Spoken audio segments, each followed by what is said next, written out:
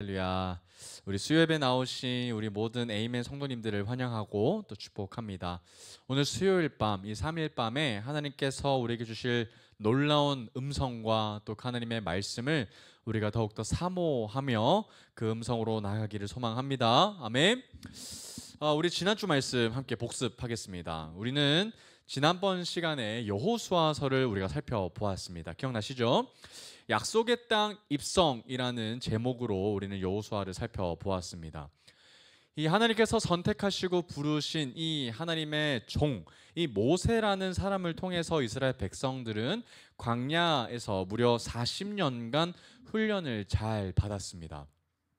그 과정 가운데 홍해를 실제적으로 건넜던 출애굽 세대는 광야에서 다 죽게 되고, 이제 광야에서 태어난 그 다음 세대들, 만나 세대들이 정말 모세와 가깝게 지내고 그와 함께 지내면서 태어났을 때부터 쉐마라는 율법을 통하여 그들은 양육받고 교육받습니다. 그렇게 해서 이제 하나님이 선택하신 또 다른 하나님의 세대, 이 만나 세대들은 정말 하나님께서 인도하신 땅, 가나안 땅으로 이제 들어서게 됐던 것을 우리가 살펴보았습니다. 그 와중에 이제 모세가 드디어 신명기를 통해서 이제 어떻게 됐습니까? 죽었죠. 이제 모세가 죽고 나서 이제 모세의 뒤를 이어 새로운 지도자가 세워졌는데 그 사람이 바로 우리가 지난주에 살펴보았던 여호수아라는 사람이었습니다. 너무나도 훌륭했던 모세의 뒤를 이어서 차세대 지도자가 된다는 것이 여러분 얼마나 큰 부담이었겠습니까?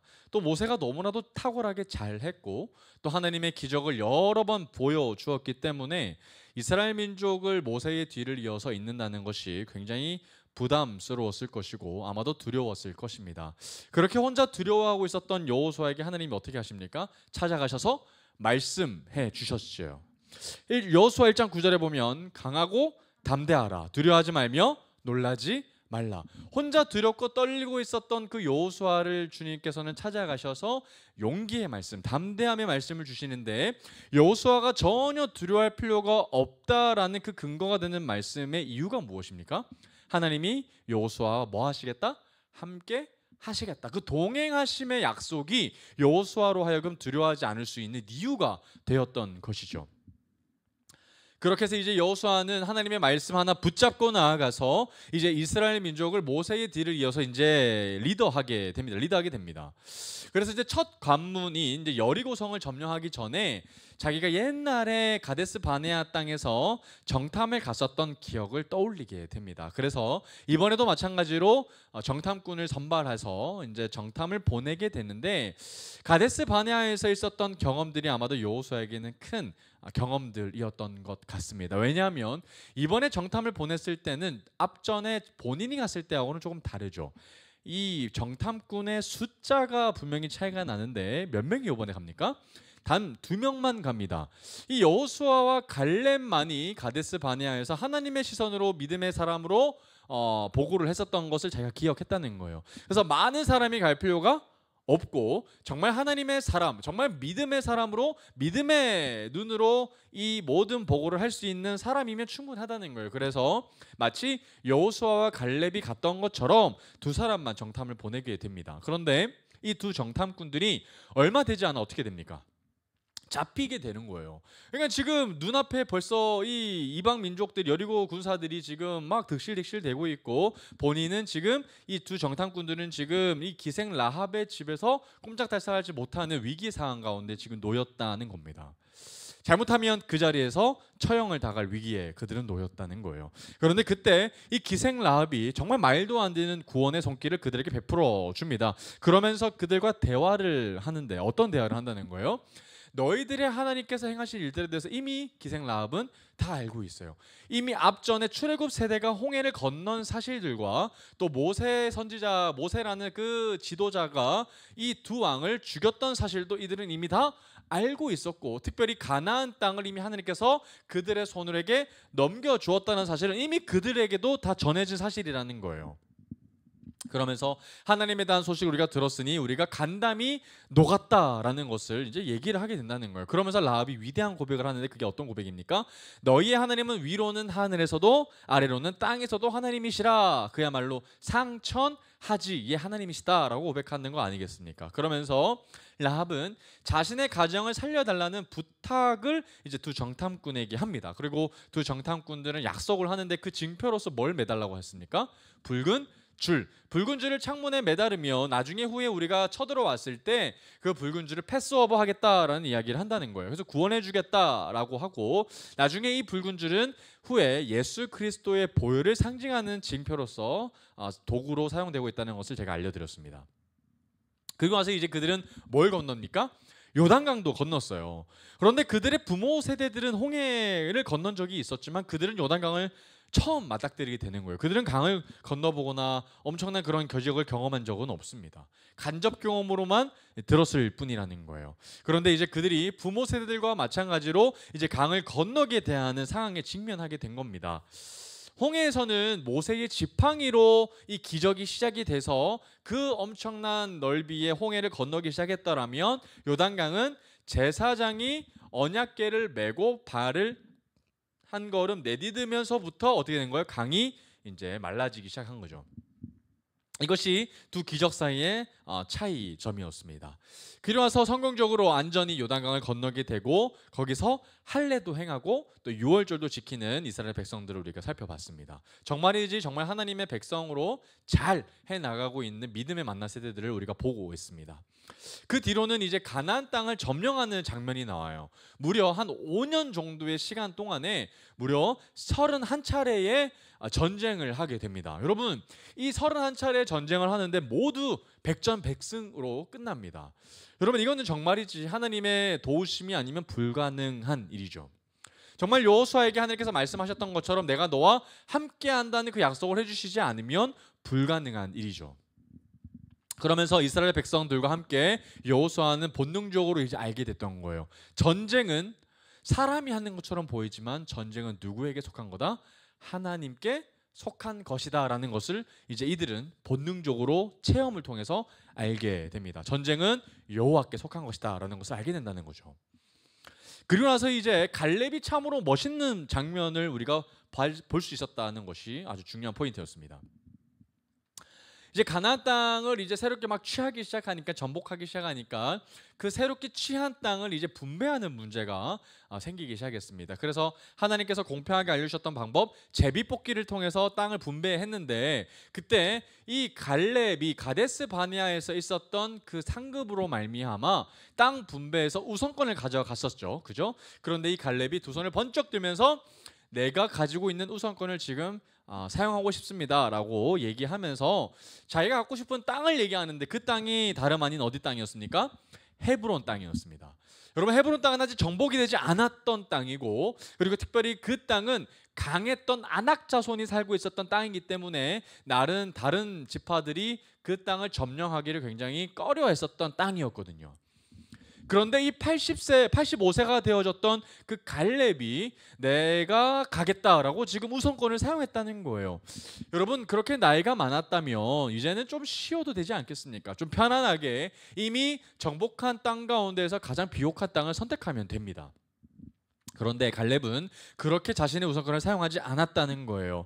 하나님께서 나와 함께 하신다, 여전히 그분은 나와 함께 하신다라는 것을 갈렙은 경험하고 싶었던 것이죠. 그러면서 이 갈렙은 그렇게 여호수아에게 헤브론 땅을 내가 점령할 수 있도록 요청을 하고요. 또 그 뒤에 여호수아 역시 정말 멋진 모습을 나머지 백성들에게 보여줍니다. 어떻게 합니까?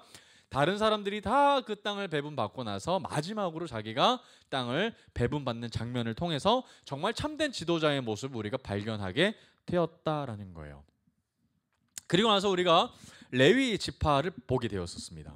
여러분, 레위 지파가 어떻게 됩니까? 이제 전국으로 흩어졌습니다. 그래서 48개의 관공서로 흩어져서 그곳에서 전부 하나님의 말씀을 가르치는 사람으로 마치 공무원처럼 이제 그들은 살아가게 될 겁니다.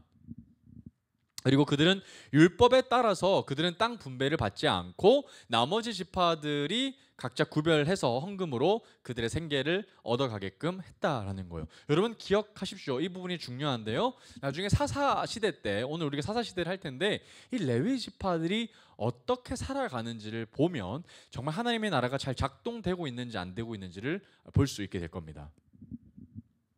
자, 그리고 마지막으로 여호수아 뒷부분을 보면 여호수아 역시 이제 노새해서 모세가 늙어서 이제 은퇴해서 이제 천국에 갔던 것처럼 여호수아 역시 이제 마지막 고별 당부 고별 설교를 하는 장면을 우리가 마지막에서 볼 수 있습니다. 여호수아의 마지막 당부는 모세와 굉장히 유사합니다. 모세의 마지막 고별 설교와 오버랩되는 장면인데, 모세와 여호수아가 정말 끝까지 하고 싶었던 말씀이 무엇이냐면 하나님을 사랑할 것을 당부했다는 거예요. 그 장면이 여호수아 23장 11절에서 우리가 볼 수 있습니다. 여호수아 23장 11절 보면 어떤 말씀이 나옵니까? 그러므로 스스로 조심하여 너희 하나님 여호와를 뭐해라? 사랑하라. 결국 하나님을 사랑하는 거예요. 정말 너희들이 끝까지 마음 변하지 말고 변심하지 말고 끝까지 여호와 하나님을 뭐해라? 사랑하라. 그렇게 여호수아는 당부하고 있습니다.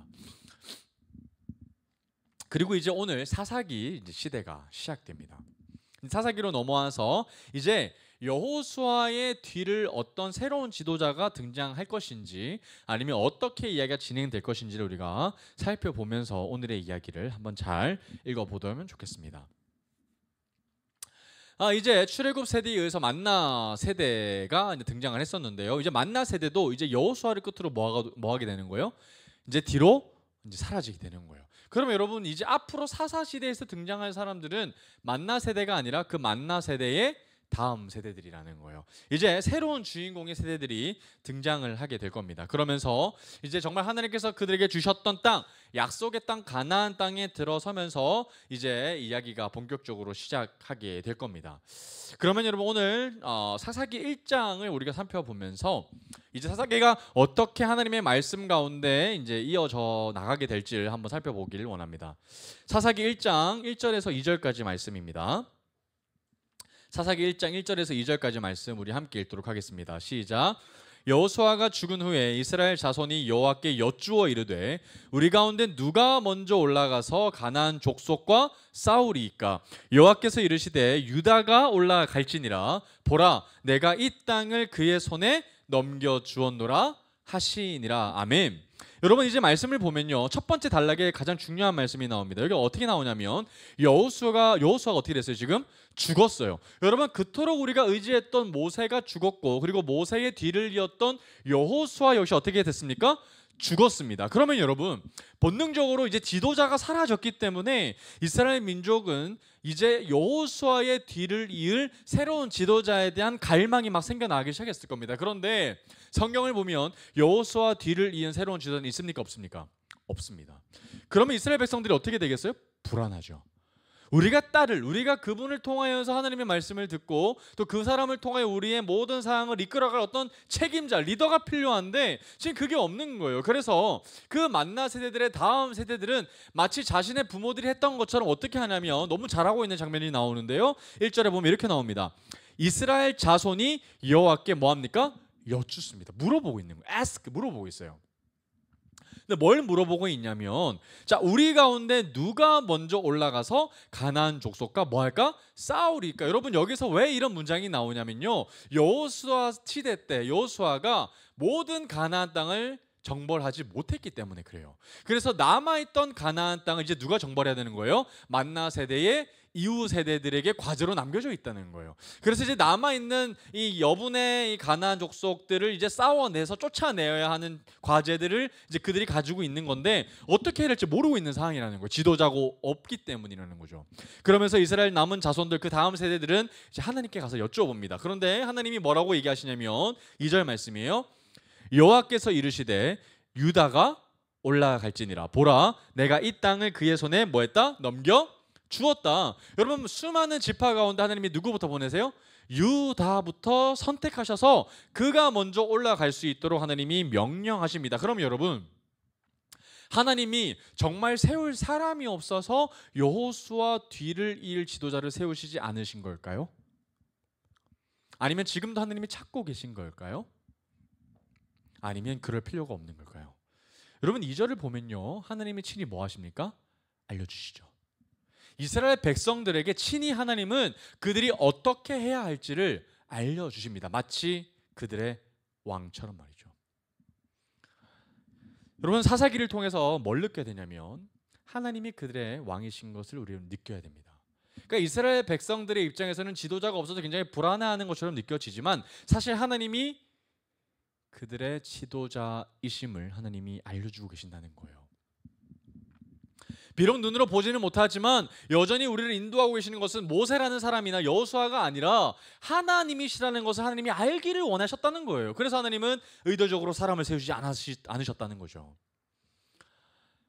그런데 다행히도 이스라엘 백성들, 남은 다음 세대들은 이제 하나님만을 의지해야 합니다. 너무 다행인 거죠. 정말 그들은 교육을 잘 받은 것처럼 보입니다. 너무 잘하고 있고, 그리고 하나님께 여쭈는 행동은 너무 칭찬받아 마땅한 모습이라는 거예요. 그래서 이제 하나님 말씀처럼 그들은 유다를 앞세워서 전쟁을 시작하면 되는 겁니다. 왜 그들이 두려워하지 않을 수 있는 겁니까? 2절 하반절에 보면 이렇게 나옵니다. 내가 이 땅을 그의 손에 뭐 했다? 이미 넘겨줬다.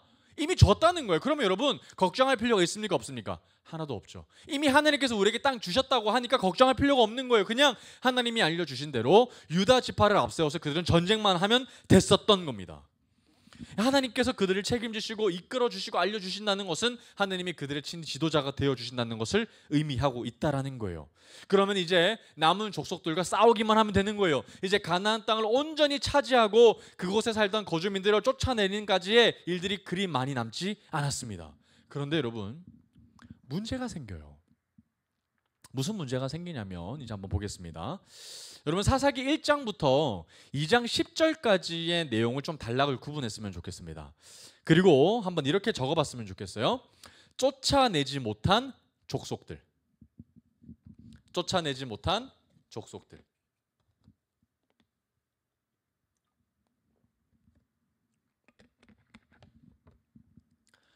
여러분 사사기 1장부터 2장 10절까지, 특히 사사기 1장 27절에서 36절을 한번 눈으로 한번 보십시오.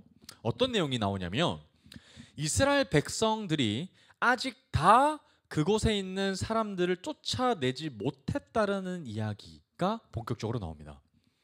그러니까 하나님은 분명히 그곳에 거류하고 있는 땅과 족속을 온전히 차지할 것을 하나님이 명하셨는데 이상하게도 이스라엘 백성들은 그들을 쫓아내고 있어요? 못 쫓아내고 있어요? 못 쫓아내고 있다라는 거예요. 여러분 여호수아가 살아있을 때만 해도 이런 일들은 없었습니다. 모두 승리했어요. 모두 전멸시켰어요. 그런데 여호수아가 죽은 뒤에는 좀 달라졌어요. 싸움의 판도가 좀 달라졌단 말이죠. 그 땅에서 그들을 다 쫓아내지 못했다라고 계속해서 나옵니다. 여러분 제가 분명히 얘기했지만 하나님의 뜻은 하나님의 나라를 세우는 것에, 하나님의 뜻은 하나님의 나라, 제사장 나라를 세우는 것에 있으셨기 때문에 제사장 나라를 온전히 세우실 필요가 있으셨거든요. 그래서 하나님은 여호수아를 통해서 계속해서 이 남은 땅들을 온전히 정복할 것을 하나님이 요청하십니다. 그런데 여러분 사사기 1장 27절부터 한번 같이 한번 눈으로 봅시다. 사사기 1장 27절을 보면 므낫세 벳산과 그에 딸린 마을들의 주민과 다하낙과 그에 딸린 마을들의 주민과 돌과 그에 딸린 마을들의 주민과 이블라함과 그에 딸린 마을들의 주민과 무깃도와 그에 딸린 마을들의 주민들을 뭐했다? 맞아요. 쫓아내지 못했다. 그런데 뒤에 보십시오. 가나안 족속이 뭐했어요? 결심했어요. 쫓아내지 못했던 그곳에 살고 있던 이미 거류민들이 작심하고 그 땅에 거주했어요. 버틴 거죠.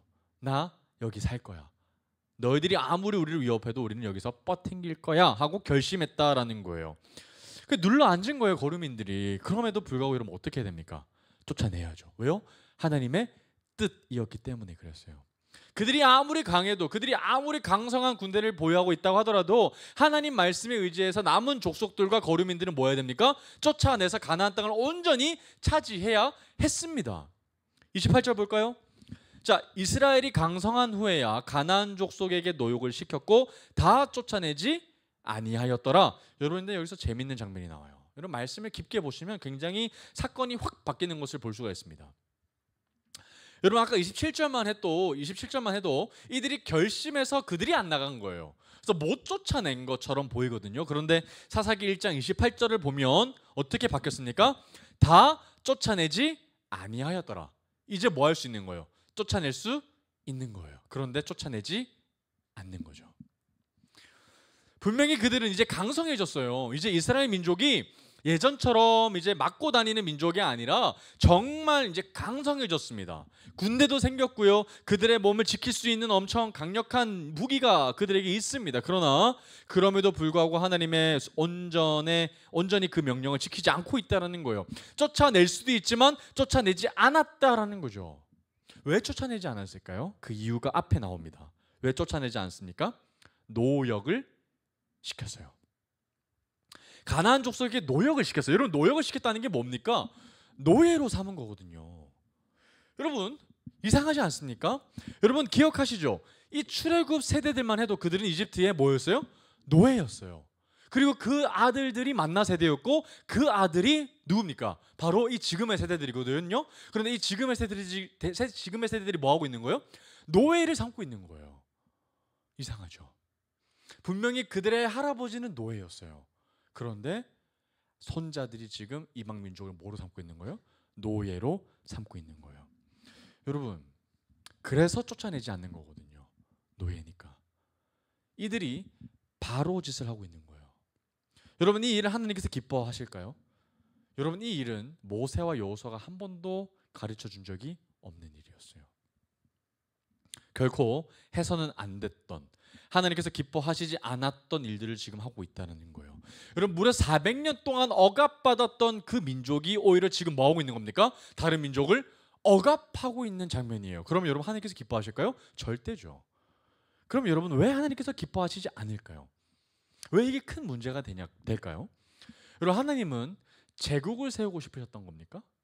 아니죠. 하나님은 또 다른 이집트를 세우고 싶으셨던 게 아니죠.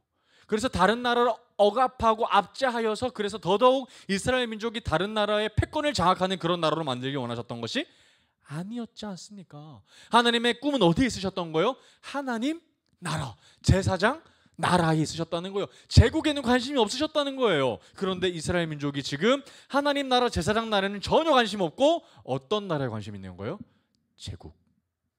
제국에 관심 있는 거예요. 그 뒤에 말씀 한번 보겠습니다. 사사기 1장 31절에서 35절까지 보면 계속해서 그 이야기가 반복되고 있습니다. 모든 지파들이 그런 모습을 보이고 있어요. 자, 31절부터입니다. 아셀이 악고 주민과 시돈 주민과 알랍과 악십과 헬마와 아빅과 르홉 주민들을 쫓아내지 못하고 또 아셀 족속이 그 땅의 주민 가나안 족속 가운데 거주하였으니 이는 그들을 쫓아내지 못함이었더라. 자, 납달리는 벳세메스 주민과 베나나 주민을 쫓아내지 못하고 그 땅의 주민 가나안 족속 가운데 거주하였으나 벳세메스와 베다나 주민들이 그들에게 뭐했더라? 노역을 하였더라. 자, 아무리 족속이 단 자손을 산지로 몰아놓고 골짜기에 내려오기를 용납하지 아니하였으며 결심하고 헤레스산과 아얄론과 사알빔에 거주하였더니 요셉의 가문의 힘이 강성함에 아무리 족속이 마침내는 뭘 하였으며 노역을 하였으며. 그럼 다른 지파에도 동일하게 보이는 모습이죠. 그들을 쫓아내지 못하거나 아니면 그들을 억압하여서 뭘 만들고 있는 거예요? 노예로 부리고 있는 거예요. 여러분 슬픈 일 아닙니까? 정말 하나님께서는 그들이 이제 제국을 더 원하고 하나님 나라에는 전혀 관심이 없는 것처럼 보이고 있기 때문에 너무나도 가슴 아프고 답답한 장면을 우리가 볼 수 있습니다. 그런데 여러분 그 땅의 거류민들을 쫓아내지 않는 것이 뭐 그렇게 대수일까요? 어쩌면 여러분 요즘의 현대의 시선으로 보면 그 땅에 거류하는 거민들을 쫓아내는 장면이 뭔가 하나님의 뜻 가운데 좀 뭔가 선하지 않다라는 것으로 우리가 느낄 수도 있겠습니다. 좀 불쌍해 보이기도 하고요. 좀 뭔가 그들에 대한 긍휼한 마음이 들기까지 하는 것처럼 생각이 듭니다. 그럼 뭔가 하나님이 굉장히 야속하신 분이실까요? 하나님이 그들을 강제로 막 집행하는 그런 집행관으로 우리가 생각해야 하는 걸까요? 그러면 뭔가 우리가 잘못 생각하는 부분이 있는 것은 아닐까요? 여러분 이 문제가 다시 말해 거류민들을 냉정하게 쫓아냈어야 했었던 분명한 이유가 있었어요. 그 이유가 우리가 이미 살펴본 앞에 모세오경에 하나님이 다 알려주셨습니다. 주셨던 바가 있었습니다. 그런데 여러분, 그 이유에 대해서는 당시에 전쟁 중이었기 때문에 냉정해야 될 필요가 있었음에도 불구하고 더 중요한 이유가 있는데요. 이제 한번 말씀을 통해서 그 이유가 왜 혹시나 우리처럼 생각하는 사람들이 있을까 하여서 하느님이 우리에게 친히 그 다음 장에 바로 알려주시는 장면이 나와요. 사사기 2장으로 한번 가봅시다. 거류민들에 대해서 혹시나 잘못 생각하고 있는 사람들이 있을까 하여서 또 이 거류민들을 내쫓아야 되는 일들이 왜 중요한지에 대해서 하나님은 이야기하고 계십니다. 사사기 2장 1절에서 3절까지 제가 한번 읽어보겠습니다. 자, 여호와의 사자가 길갈에서부터 복임으로 올라와 말하되 내가 너희를 애굽에서 올라오게 하여 내가 너희의 조상들에게 맹세한 땅으로 들어가게 하였으며 또 내가 이르기를 내가 너희와 함께 한 언약을 영원히 어기지 아니하리니. 자, 여기서부터 나옵니다. 너희는 이 땅의 주민과 뭐 하지 마라? 언약을 맺지 말며 그들의 제단들을 헐라 하였거늘 너희가 내 목소리를 듣지 아니하였으니 어찌하여 그리하였느냐. 그러므로 내가 또 말하기를 내가 그들을 너희 앞에서 쫓아내지 아니하리니 이것이 너희 옆구리에 뭐가 된다? 가시가 될 것이며 또 그들의 신들이 너에게 뭐가 될 거다? 올무가 될 것이다 라고 하나님이 말씀하시죠. 여러분, 하나님은 분명히 이스라엘 자손들에게 명하십니다. 나는 너희들에게 행했던 그 언약을 굉장히 신실하게 행했다, 잊지 않았다, 기억하고 너희들이 지금까지 이끌어내고 보호하고 있었다. 그런데 너희들이 뭐 했다? 그 언약을 신실하게 지키지 않았다라고 얘기하고 계신다는 거예요. 분명히 가나안 땅의 사람들과 어떠한 조약도 맺지 말라고 분명히 내가 얘기했는데 어찌하여 너희들은 조약을 맺고 언약을 맺고 그들을 노예로 삼아서 이득을 취하고 있느냐. 그리고 특별히 가장 중요한 것, 그들이 섬기고 있는 신들의 제단들을 어찌하여 무너뜨리지 않느냐. 이 얘기 말씀하고 계신다는 거예요. 분명히 이스라엘 자손들은 하나님 만군의 여호와 이름으로 그곳에 나아갔기 때문에 그곳이 섬기고 있었던 이방 신들의 제단들을 뭐 해야 됐었던 거예요? 무너뜨렸어야 했었던 거예요. 짓밟아 버렸어야 했었던 겁니다. 가짜 신이 무너지고 진짜 신 여호와의 이름만이 드러나는 그 순간을 하나님이 기다리셨던 거예요. 그런데 그들은 그렇게 했다 안 했다? 안 했다는 거예요. 여러분, 또 언제 그들에게 하나님께서 그런 말을 하셨냐고요? 아까 제가 얘기했죠. 모세오경에서 다 얘기했다고. 한번 찾아봅시다. 출애굽기 한번 찾아봅시다. 출애굽기 23장으로 한번 가볼까요? 출애굽기 23장 32절에서 33절까지 말씀입니다. 출애굽기 23장 32절에서 33절까지 제가 읽어보겠습니다. 너는 그들과 그들의 신들과 언약하지 말라. 그들이 내 땅에 머무르지 못할 것은 그들이 너를 내게 범죄하게 할까 두려움이라. 네가 그들을 그 신들을 섬기면 그것이 너의 올무가 되리라. 하나님 먼저 말씀하셨죠. 절대 그들과 함께 조약하지 마라. 왜 하나님이 두려우시다고 얘기하고 있어요? 혹시나 가나안에 거류하고 있는 거류민들이 너희들을 유혹해서 하나님과 멀어지게 할까 봐, 너희들이 미혹당할까 봐 뭐해라? 반드시 쫓아내라 라고 하나님이 명하셨다는 거예요. 또 봅시다. 34장입니다. 출애굽기 34장 12절 말씀이에요. 똑같은 말씀을 한 번 더 말씀하세요. 출애굽기 34장 12절에 보면 이런 말씀이 나옵니다. 너는 스스로 삼가 내가 들어가는 땅의 주민과 언약을 세우지 말라. 그것이 너희에게 올무가 될까 하노라. 하나님이 계속해서 걱정하고 계시는 거죠. 얘들아, 그러면 안 돼. 가나안 땅에 너희들이 들어가거든 절대로 그들과 언약을 맺어서는 안 된다. 그들과 교류해서는 안 된다. 왜냐하면 그들이 너희를 유혹하게 할 거야. 그래서 결국엔 너희들이 나를 떠나게 할 거기 때문에 그래. 그래서 절대로 거류민들에 대해서는 단호하게 내쫓아야 한다라고 얘기하신다는 거예요. 34장 15절 바로 밑에 절 한번 볼까요? 너는 삼가 그 땅의 주민과 언약을 세우지 말지니 이는 그들이 모든 신을 음란하게 섬기며 그들의 신들에게 제물을 드리고 너를 청하면 내가 그 제물을 먹을까 함이며.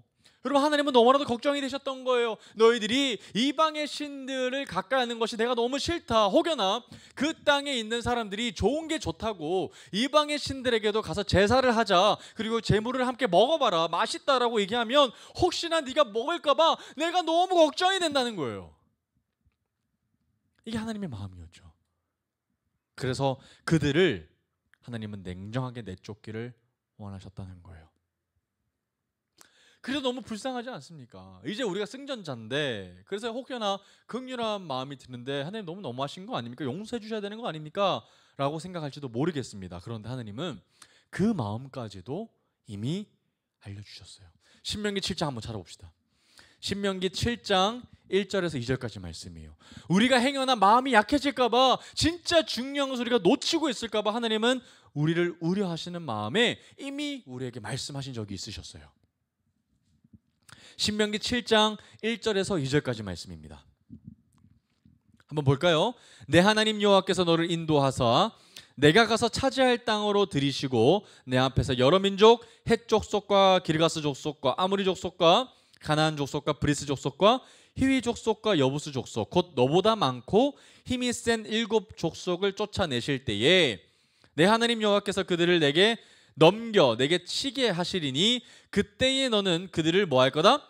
진멸할 것이라. 그들과 어떤 언약도 하지 말 것이요 그들을 불쌍히 여기지도 말 것이며. 모세는 이미 다 얘기했죠. 너 불쌍하게 여기지 마. 쓸데없는 마음 들지 마. 하나님은 분명히 우리에게 말씀하셨어. 거류민들을 불쌍히 여길 정도가 아니라는 거예요. 하나님의 관계가 더 중요하다는 거죠. 우리가 유혹받는 것이 더 위험한 일이라는 거예요. 불쌍히 여기지 말라고 하나님은 분명히 말씀하셨습니다. 여러분, 하나님의 꿈은 하나님 나라를 세우시는 데 있어요. 하나님의 꿈은 제사장 나라를 세우는 데 있다고요. 그런데 지금 이스라엘 자손들이 하나님의 꿈을 지금 뭐하고 있으려고 하는 거예요? 망치려고 하고 있는 겁니다. 자신의 나라를 세우려고 하고 있다는 거예요. 그러면서 이방의 신의 제사를 드리던 제단을 그대로 두고 있는 거죠. 완전히 짓밟아야 되는데, 만군의 여호와 이름만이 그곳에 있어야 되는데 이방의 신들의 제단까지 그대로 두고 있는 모습을 우리가 보게 됩니다. 하나님은 그들에게 원하셨던 것은 딱 한 가지죠. 구별. 하나님의 백성으로 하나님을 온전히 사랑하고 섬길 것을 원하셨던 거예요. 그런데 하나님만을 섬기고 하나님만을 사랑하는 것이 그게 그렇게도 어려웠나 봅니다. 그렇게나 이방신들이 달콤했나 봅니다. 여러분, 아무것도 아닌 것에, 또 아무런 가치도 없는 것에 우리의 마음이 쉽사리 뺏겨서는 안 됩니다. 그러면 여러분, 도대체 왜 그 믿음 좋았던 만나 세대들이 그렇게 자신들과 함께 살았던 그 다음 세대들과는 이렇게 구별되는 모습을 그들이 보이고 있는 걸까요? 여러분, 그들의 자녀들은 그들의 부모들 보면서 같이 양육되어져야 했지 않았을까요? 그런데 그들은 그렇게 양육되지 못했던 겁니다. 만나 세대들은 분명히 그들은 믿음이 좋았지만 자신의 다음 세대들은 양육해내지 못했던 거예요. 그래서 여러분, 사사기는 이렇게 설명할 수도 있을 것 같아요. 모세의 오경, 우리 기억나십니까? 쉐마 교육의 실패 사례입니다. 완벽하게 실패했어요. 완전히 다음 세대들이 무너졌습니다. 여러분, 만나 세대들은 기억해야 했었어요. 자신의 세대들만 하나님을 잘 믿는 것이 중요한 것이 아니라 끊임없이 다음 세대들이 하나님 앞에 온전히 서게 되도록 도와주고 양육해야 한다는 사실을 잊어버렸던 거예요. 세대를 넘어서 세대를 이어서 계속해서 하나님을 사랑하는 세대들이 나와야 했었던 겁니다. 그런데 그 세대에서 멈췄던 것이죠. 그 세대에서 멈췄다면 책임은 누구에게 있는 거예요? 그 세대에게 있는 거예요. 제너레이션 투 제너레이션 계속 세대에 이어서 계속 하나님을 사랑하는, 하나님을 섬기는 세대가 나왔어야 했었던 거예요. 그래서 모세가 그토록 강조했었던 거 아닙니까? 쉐마 이스라엘아 들으라, 그렇게 강조했던 거 아니에요. 여러분, 신명기 6장 4절에서 7절 한번 봅시다. 쉐마 한번 볼게요. 쉐마. 신명기 6장 4절에서 7절까지 말씀입니다. 자, 모세가 절규하면서 강조했던 말씀의 본문이에요. 이스라엘아 들으라, 쉐마, 우리 하나님 여호와는 오직 유일한 여호와이시니 너는 마음을 다하고 뜻을 다하고 힘을 다하여 내 하나님 여호와를 사랑하라. 오늘 내가 내게 명하는 이 말씀을 너는 마음에 새기고 내 자녀에게 부지런히 가르치며 집에 앉았을 때든지 길을 갈 때든지 누워있을 때든지 일어날 때든지 이 말씀을 뭐하라? 강론해라. 여러분, 자녀에게 반드시 이 쉐마를 가르칠 것을 명했어요, 안 명했어요? 명했어요. 모세는 분명히 다음 세대의 중요성을 알고 있었던 사람이었습니다. 그런데 이 만나 세대들은 다음 세대 양육에 실패했던 것이죠. 그러면 여러분, 다시 돌아와서 만나 세대 이후의 세대는 어떻게 될까요? 이제 끝나는 것일까요? 이제 그들은 어떤 세대가 되는 걸까요? 다시 돌아와서 사사기 2장 7절에서 10절 한번 보겠습니다. 사사기 2장 7절에서 10절까지 말씀입니다. 자, 백성이 여호수아가 사는 날 동안과 여호수아 뒤에 생존한 장로들 곧 여호와께서 이스라엘을 위하여 행하신 모든 큰 일을 본 자들이 사는 날 동안에 여호와를 섬겼더라. 슬픈 말이죠. 그때까지는 섬겼다는 거예요. 그런데 여호와의 종 눈의 아들 여호수아가 110세의 죽음에, 자 9절은 이제 장사했다는 이야기가 나옵니다. 자 10절입니다. 그 세대의 사람도 다 그 조상들에게로 돌아갔고, 이건 만난 세대가 다 죽었다는 이야기죠. 그리고 나서 그 후에 일어난 어떤 세대? 다른 세대. 여러분, 넥스트 제너레이션이 아니라 어나더 제너레이션이 등장합니다. 하나님을 잘 알고 하나님을 사랑하고 하나님을 섬기는 세대가 아니라 어나더 제너레이션, 다른 세대가 등장했어요. 여러분, 다른 세대 특징이 뭡니까? 그 뒤에 나오죠. 여호와를 알지 못하며 여호와께서 이스라엘을 위하여 행하신 일도 알지 못합니다. 그러니까 하나님께서 이때까지 우리에게 베푸르셨던 그 은혜를 알지도 못하고 하나님이 누구이신지도 잘 알지 못하는 세대가 바로 누구라는 거예요? 어나더 제너레이션이 되는 거예요. 여러분, 수차례 여러 세대를 지나서 이런 세대가 나온 것이 아니라 만나 세대 이후에 바로 이런 세대가 나온 것은 굉장히 충격적인 일이죠. 그렇게 믿음이 좋았던, 요단강을 건넜던, 그렇게 31개의 성을 점령했던 믿음 좋은 만나 세대들과는 너무나도 딴판이라는 거예요. 그러면 이것은 명확하게 이렇게 설명할 수밖에 없는 거죠. 교육의 부재, 교육의 실패. 그들은 자신의 다음 세대들을 준비하지 못했습니다.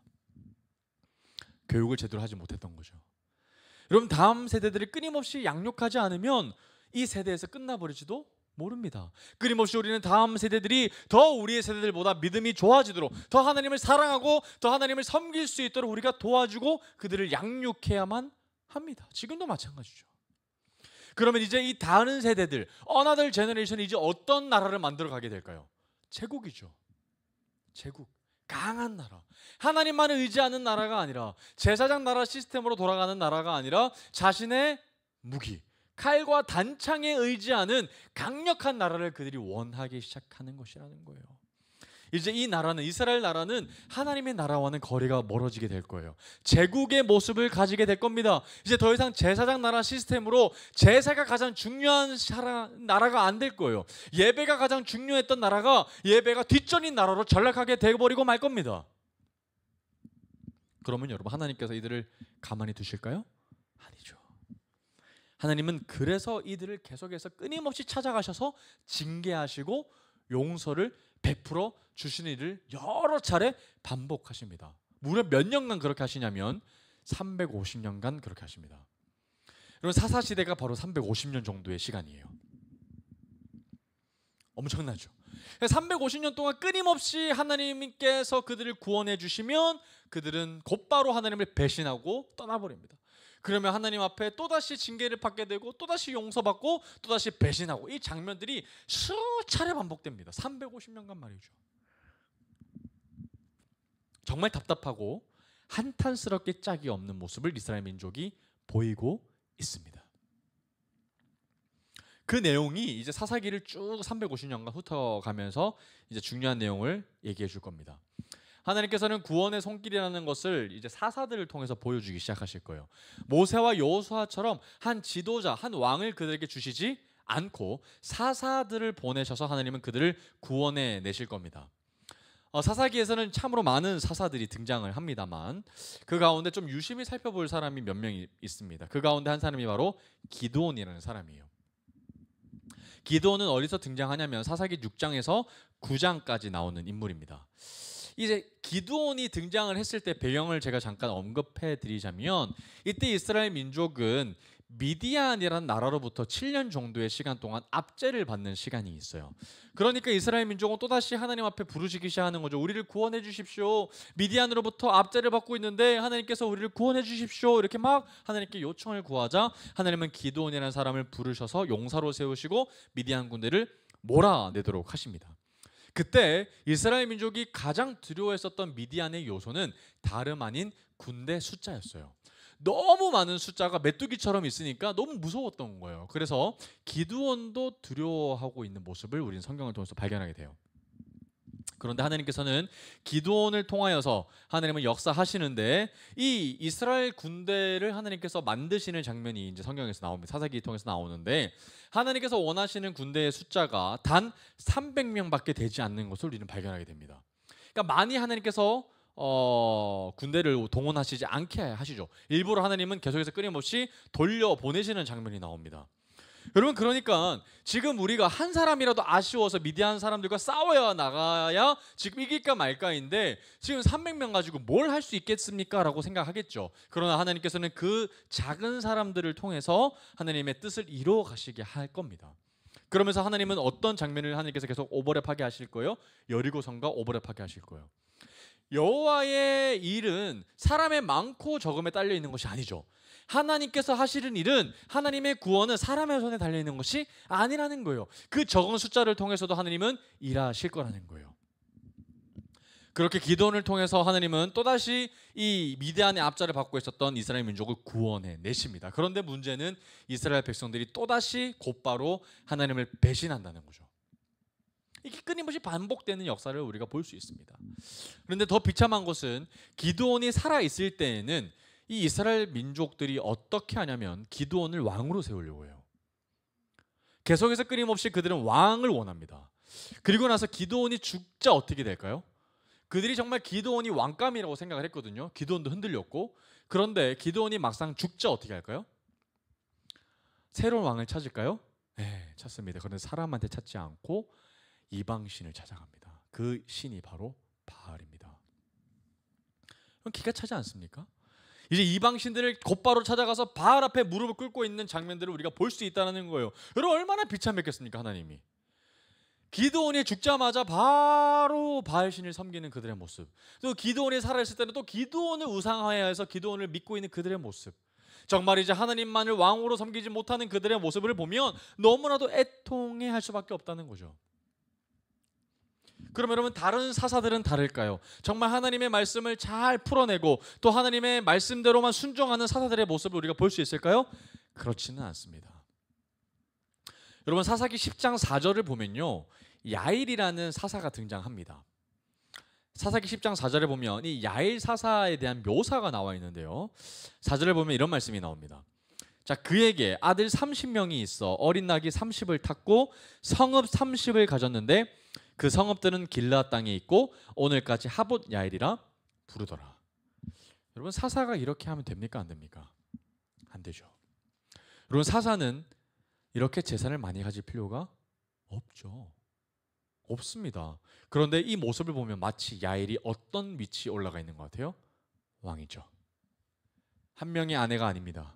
여러 명의 아내를 통해서 아들 30명이나 있습니다. 아들만 30명이 있어요. 그리고 후처가 얼마나 많았겠어요? 성읍도 30개예요. 이건 왕국이죠. 사사시대의 야일 사사를 통해서도 하나님은 하나님의 마음을 그들을 통해 깨닫게 하시길 원하셨지만 사사조차 하나님의 마음을 온전히 알지 못했습니다. 이뿐만이 아니죠. 그리고 입다라는 선지자를 여러분들 들어보셨을 겁니다. 입다라는 사사가 있는데요, 사사기 11장 31절에 보면 입다가 입을 경솔하게 놀리는 장면이 나옵니다. 사사기 11장 31절을 보면 이런 말씀이 나와요.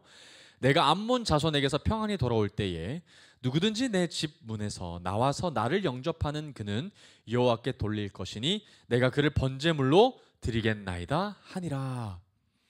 여러분, 지금 이 입다가 쓸데없는 얘기하고 있는 거거든요.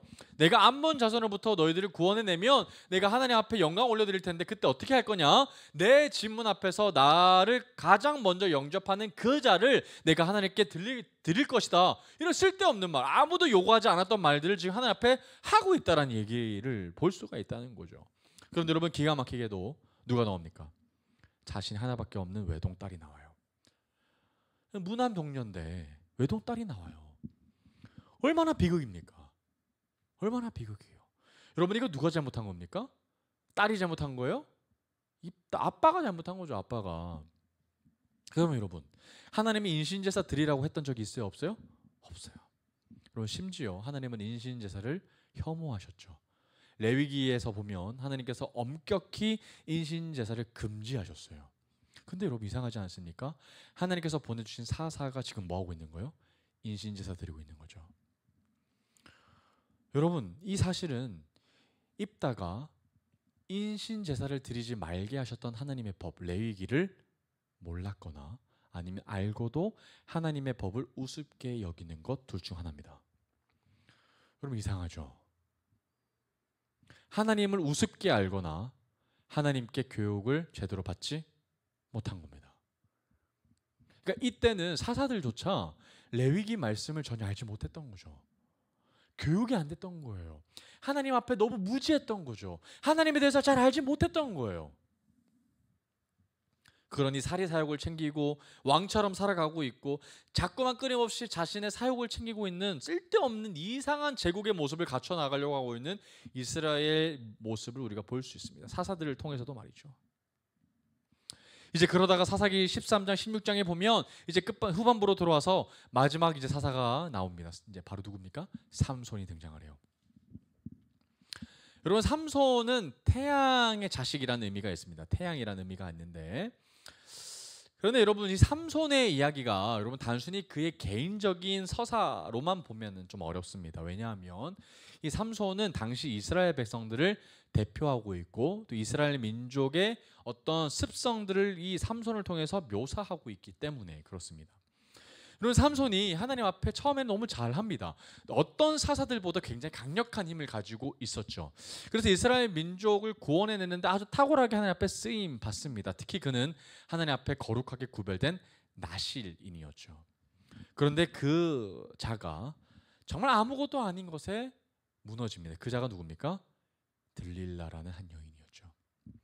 이 들릴라라는 이 여인의 어원을 보면 이 밤의 여인이라고 해석을 할 수 있거든요. 그러니까 태양과 밤의 여인이 대결을 하다가 누가 잡혀 먹히는 거예요? 밤의 여인에게 태양이 잡혀 먹히는 형세가 나옵니다. 여러분, 이것은 하나님께서 보여주고 싶으셨던 어떤 이스라엘 민족의 대표성이에요. 그러니까 끊임없이 갈등합니다. 여러분, 삼손이 처음부터 들릴라에게 넘어가지 않거든요. 여러 번 들릴라의 유혹을 이겨냅니다. 그러면서 끊임없이 하나님 편에 서려고 하지만 이스라엘 민족이 그랬던 것처럼 계속해서 들릴라를 취하죠.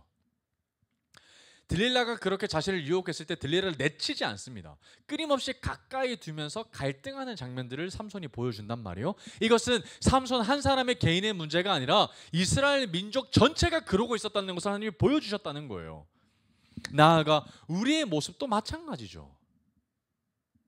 끊임없이 하나님과 다른 하나님이 아닌 다른 것에 의해서 우리는 흔들려 하고 있는 모습을 우리가 보이고 있는 거죠. 이제 마지막으로 사사기 17장에서 21장을 이제 한번 보면 사사 시대의 결론과 그 시대상을 이제 이야기하고 있는 것을 이제 발견하게 됩니다. 그래서 처음 사사기 17장, 18장 첫 번째 챕터를 한번 구분해서 보면요, 이 17장에서 18장 내용이 참 재밌는 내용이 나와요. 이때 이제 미가라는 사람이 이제 등장을 하는데요. 자, 그때 이 미가라는 사람이 이제 참 재밌는 이제 장면이 나옵니다. 그때 레위인을 한 사람을 만나거든요. 미가라는 사람이. 이 미가는 아마도 그때에 좀 유복한 사람이었던 것 같아요. 재정도 좀 많이 있고 좀 유력한 사람이었는데 레위인 한 사람이 정말 자신의 살 길을 쫓아서 돌아다니는 장면을 한번 봅니다. 그러니까 살 곳을 찾아서 이리저리 헤매이는 레위인을 자기가 보자 미가라는 사람이 어떻게 하냐면 그 사람을 불러요. 그리고 자신의 개인 제사장으로 삼습니다. 그러면서 미가가 어떤 요구를 하냐면 너는 계속해서 나를 축복해. 그게 너의 잡이야 라고 얘기해요. 그리고 그 제사 레위인은 그렇게 실제로 그의 개인 제사장이 됩니다. 여러분, 이것을 보면서 우리가 뭘 깨달아야 돼요? 아까 제가 얘기했죠. 여호수아 시대 때 또 신명기 말씀을 통해서 하나님 나라가 잘 세워져야 한다고 제가 얘기했습니다. 그런데 어떻게 되고 있어요? 제사장 나라 시스템이 완전히 무너졌죠. 여러분, 레위인이 자기 먹고 살 길을 찾아야 되는 거가 잘못됐죠. 레위인들은 나머지 다른 지파들이 뭐 해줘야 돼요? 살 것을 제공해줘야 됐죠. 먹을 것을 구해줘야 했습니다. 그런데 지금 레위인이 지금 어떻게 하고 있어요? 자신의 살 것과 먹을 것을 찾아 헤매고 있거든요. 그러면 나머지 12지파들이 뭐 하고 있는 거예요? 전혀 지원을 하고 있지 않는 거예요. 레위 지파는 땅도 분배받지 않았기 때문에 그들이 도와주지 않으면 그들은 멸절해지는 거죠. 레위인들을 섬기지 않았더라면 제사는 어떻게 됐을까요? 사라지고 있었던 거죠. 제사 시스템이 완전히 무너졌었던 거예요. 사사시대의 암흑은 다른 나라부터 압제를 받고 있는 것이 아니라 예배를 드리지 않고 있었던 거죠. 하나님의 나라 시스템으로, 제사장 나라 시스템으로 그들이 서 있지 못했다는 것이 가장 큰 위기였다는 거예요. 사사시대의 다른 가장 큰 문제가 바로 이거였다는 거죠. 제사 시스템이 완전히 무너졌습니다. 타락했어요. 레위인들도 타락하기 시작했어요. 그들의 지조를 지키지 못했습니다. 당장 먹을 것이 궁했기 때문에 그들은 그들의 요구를 들어줬죠. 그래서 개인 제사장이 돼버리고 말았다는 거예요. 여러분, 그런데 19장 21장은 더 암울하는 장면이 나와요. 이때도 또 레위인이 등장을 합니다. 근데 19장 21장을 보면요, 한 레위인이 자신의 첩과 함께 기브아라는 땅에 이르게 됩니다. 아마도 여행을 갔든지 어떤 볼일을 보러 갔든지 하여튼 기브아 땅에 가게 되는데, 이 기브아 땅은 당시 베냐민 지파에 속했던 땅이었습니다. 그런데 그 땅에서 베냐민 지파로 추정되어진 이 불량배들을 만나요. 그러면서 불량배들이 그의 첩, 레위인의 첩을 죽게 합니다. 그러면서 이 사건이 벌어지게 되는데, 레위인 입장에서 얼마나 그게 분노했겠어요. 그러면서 개인적인 복수를 하지 않고 자신의 첩, 이 죽어있는 자신의 첩의 시체를 12조각을 내요. 완전히 바리바리 다 쪼갭니다. 그러면서 그걸 어떻게 할까요? 머리 쪼개고 다리 쪼개고 팔다리 다 쪼개가지고 나머지 지파들에게 다 보냅니다. 하나씩. 그래서 어떤 지파에는 다리 한 조각 하고 어떤 지파에는 손 한 조각 하면서 레위인이 고발하죠. 얘들아 들어라. 지금 나는 레위인인데 내 아내랑 함께 기브아라는 땅에 갔다가 베냐민 지파에 갔다가 그들이 나의 아내를 범하고 그들이 나의 아내를 죽였다. 이것이 증거다. 그러면 다른 지파들이 어떻게 할까요? 분노하겠죠. 베냐민 지파에 대한 분노를 하게 될 겁니다. 그래서 실제로 나머지 지파들이 군대를 이끌고 베냐민 지파를 전멸시키러 와요. 여러분, 이게 하극상이죠. 완전히 베냐민 지파도 잘못했지만 지금 베냐민 지파를 완전히 없애려고 하고 있어요. 여러분, 이건 하나님의 뜻이 아니죠. 자기들 민족 간의 동족 상잔의 비극이 지금 일어나기 직전이라는 거예요. 그래서 실제로 엄청난 숫자가 죽습니다.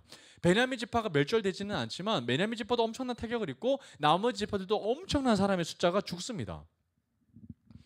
비극이 일어났어요. 여러분, 왜 이런 비극이 사사기 시대의 말미에 일어나고 있습니까? 여러분, 지금 이들은 하나님의 나라를 생각하지 않고 있어요. 하나님을 왕으로 삼아야 하는데 그들은 계속해서 끊임없이 자신이 생각하는 대로, 자신이 생각하기 편한 대로 끊임없이 속이는 옳은 대로 행하고 있는 것을 우리가 발견하게 되는 거예요. 그것이 사사기의 결론입니다. 여러분, 사사기 17장 6절 한번 볼까요? 사사기 17장 6절. 아까 제가 미가라는 사람이 등장하는 그때에 이런 말씀으로 사사기의 뒷배경을 정리하고 있습니다. 사사기 17장 6절입니다. 어떤 말씀이 나옵니까? 그때에는 이스라엘의 왕이 없으므로 사람마다 자기 소견에 옳은 대로 행하였더라. 그 결국 누가 왕입니까? 이스라엘 모두가, 이스라엘 각 지파의 모든 사람들이 왕이 되어졌던 거죠. 여러분, 이 말씀은 똑같이 한 번 더 등장을 하는데 사사기 마지막에 등장합니다. 사사기 21장 끝절입니다. 25절. 똑같은 말씀이 한 번 더 등장합니다. 그때에 이스라엘의 왕이 없으므로 사람이 각기 자기의 소견에 옳은 대로 뭐했다? 행했다. 이것이 사사기 시대의 결론입니다. 350년간의 결론. 만나 세대 이후에 하나님의 말씀으로 쉐마로 양육되지 못한 이들이 맞게 되는 마지막 결론이 뭡니까? 각자의 자기의 소견에 옳은 대로 행하는 일. 결국 하나님이 아니라 자기가 모두 왕이 되는 일들이 되어져 버린 것이죠. 여러분, 이스라엘 민족이 이렇게 된 이유는 명확합니다. 교육의 부재입니다. 끊임없이 이들은 말씀을 들었어야 했어요. 쉐마를 들었어야 했습니다. 그들은 하나님께서 자신들에게 해주었던 그 말씀을 사모해야 했습니다. 그래서 그들에게 하나님의 말씀이 사라진 순간, 그들에게 더 이상 하나님의 말씀이 임하지 않자, 하나님의 말씀을 사모하지 않고 관심이 사라지자 어떻게 됩니까? 그들이 왕이 되어져 버렸죠. 하나님의 말씀을 통해서 끊임없이 하나님의 말씀에 순종하고 하나님을 사랑하고 하나님만을 섬겨야 하는데 그런 일들이 사라지자, 제사가 사라지고 예배가 무너지자 어떻게 되는 거예요? 바알신을 섬기고 또 자기의 소견에 옳은 대로, 즉 자기가 왕이 되는 일들을 지금 벌이고 있다라는 겁니다. 그래서 여러분, 그들에게 정말 중요한 건 뭐가 임해야 되는 거예요? 하나님의 말씀이 임해야 되는 거예요. 여러분, 350년 동안 말씀이 임했던 적은 없습니다. 여호수아가 죽고 나서 하나님의 말씀을 받고 움직였던 적이 아무데도 없어요. 하나님의 말씀이 직접적으로 그들에게 임했던 적이 없어요. 사사들만 그들에게 보내졌을 뿐. 그러면 정말 그들에게 필요했던 건 사사가 아니라 뭡니까? 하나님의 말씀이죠. 그래서 여러분, 이제 사사 시대가 끝나고 새로운 시대, 이제 사무엘로 통하여지는 그 시대를 통해서는 이제 뭐가 임하게 될까요? 하나님의 말씀이 다시 임하게 되는 거예요. 누구로 말미암아? 하나님이 세우신 한 사람, 사무엘을 통해서. 여러분, 더 이상 사사가 구해주는 게 아니죠. 사사가 의미가 있는 것이 아니라는 거예요. 뭐가 의미가 있는 거예요? 하나님의 말씀. 그래서 끊임없이 그들은 기억해야 했었던 거예요. 사사가 중요한 것이 아니라 우리가 끊임없이 하나님 앞에 나아가서 하나님의 말씀을 기다리고 하나님의 말씀을 사모했던 것이 너무나도 중요했다는 거예요. 여러분, 하나님의 말씀이 임하기 시작하면 우리의 삶이 달라질 줄 믿습니다. 하나님의 말씀이 우리에게 부어지면 우리의 삶이 다시 솟게 되어지는 거예요. 우리가 다시 살아날 수 있고 우리가 다시 살아낼 수 있게 된다는 거예요. 그래서 우리가 진짜 사모해야 될 건 뭡니까? 하나님의 말씀이라는 거예요. 그래서 이제 다음 시간에는 하나님의 말씀이 임해지는 사건을 우리가 사무엘을 통해서 우리가 발견하게 될 겁니다. 하나님은 끊임없이 우리를 통하여서 말씀의 중요성을, 그리고 이 하나님의 나라, 제사장 나라, 예배 시스템, 제사 시스템이 중요하다는 것을 우리에게 끊임없이 말씀해 주실 겁니다. 여러분, 우리에게 중요한 게 뭡니까? 말씀이죠. 말씀. 우리가 오늘 사사기 말씀을 통해서 우리가 다시 한 번 더 붙잡길 원합니다. 하나님, 우리가 끊임없이 우리의 크라운을, 우리의 왕관을 하나님께 드리기를 원합니다. 우리가 왕이 되는 순간 우리에게 말씀이 사라진 거죠. 우리가 말씀이 듣지 않길 사모하면, 우리가 더 이상 하나님의 말씀을 떠나기를 원하는 순간부터 우리는 세상에 매이기 시작할 겁니다. 그리고 우리는 우리가 왕이 되든지 바알이 왕이 되든지 둘 중 하나가 될 거예요. 그래서 오늘 이 시간 하나님, 우리가 왕되었던 우리의 모든 크라운을 지금 내려놓습니다. 그리고 내가 세상 가운데 우리의 마음을 빼앗겼고 세상에게, 이 바알에게 내 크라운을 내어줬던 것 다시 돌이키길 원합니다. 그리고 나의 크라운은 오직 하나님 당신뿐이십니다 라는 그 고백을 오늘 우리 함께 찬양을 부르면서 또 기도하는 시간으로 함께 나아가도록 합시다.